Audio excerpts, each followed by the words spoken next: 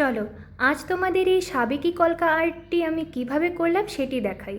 Hello everyone, আমি ডিম্পি আর আমার এই চ্যানেল মুনলিট ক্যানভাস বাই ডিম্পিতে তোমাদের সবাইকে স্বাগত। তো প্রথমেই আমি পেন্সিল দিয়ে আইব্রোস এঁকে নিয়েছি। এরপর যে রাইট আইব্রোটি রয়েছে তার ওপরে আমি একটি লাইন টেনে দেব। এরপর আমি লেফট আইব্রোটির ওপরেও লাইন টেনে দেব।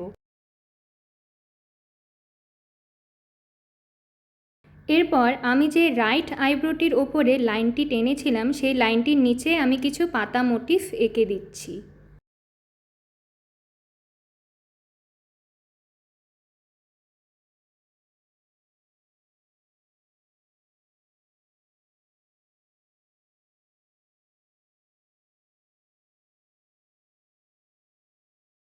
এরপর আমি লেফট সাইডেও ওই একই পাতা মোটিফ এঁকে দিচ্ছি।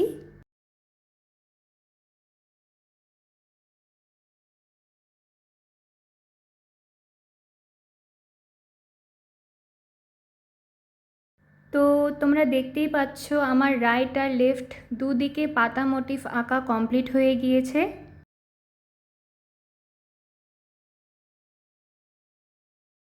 এরপর লাইনটির ওপরে যে ফাঁকা জায়গাটি রয়েছে সেখানে আমি একটি এস মোটিফ এঁকে দিচ্ছি।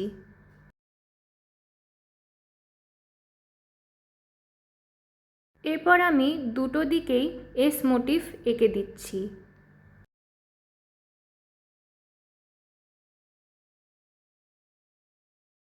তো দেখতেই পাচ্ছ আমার রাইট আর লেফট দুদিকেই এস মোটিফ আঁকা কমপ্লিট হয়ে গিয়েছে।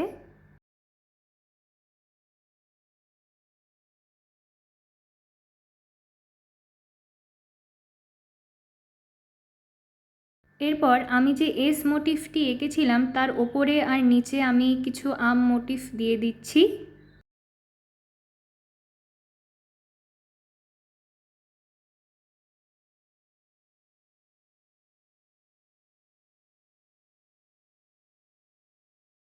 এরপর লেফট সাইডে আমি যে এস মোটিফটি এঁকেছিলাম তার ওপরে আর নিচে আমি কিছু আম মোটিফ দিয়ে দিচ্ছি।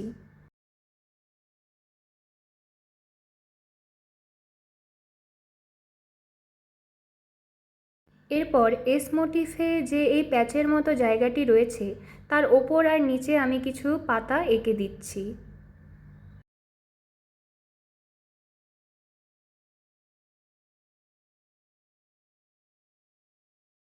এরপর আমি দুপাশেই কিছু ডট দিয়ে দিচ্ছি।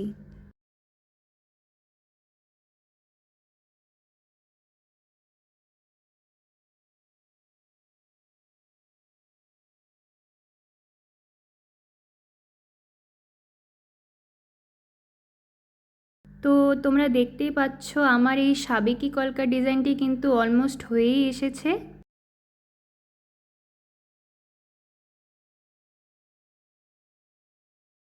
তো এবার হাইলাইটের পালা। তো আজ আমি হাইলাইট সাদা কালারের ফেব্রিক দিয়ে করছি। বাই দ্য ওয়ে, যে কোনো কলকা ডিজাইনের মধ্যে কিন্তু আমার সাবেকি কলকা খুবই ভালো লাগে। তোমাদের কীরকম কলকা ডিজাইন ভালো লাগে অবশ্যই কিন্তু আমাকে কমেন্টে জানিও। তো দেখতেই পাচ্ছ আমার সাবেকি কলকা ডিজাইনটি একদম তৈরি হয়ে গিয়েছে। কেমন লাগলো এই ডিজাইনটি অবশ্যই কিন্তু আমাকে কমেন্টে জানিও। ভালো লাগলে একটি লাইক করো আর সাবস্ক্রাইব করে আমার চ্যানেলটির পাশে থেকো। আর হ্যাঁ, আমাকে ইনস্টাগ্রামে ফলো করতে ভুলো না। আমার ইনস্টাগ্রাম আইডি হলো অলওয়েজ ডিম্পি03। তো দেখা হচ্ছে পরের কোনো ভিডিওতে। টাটা।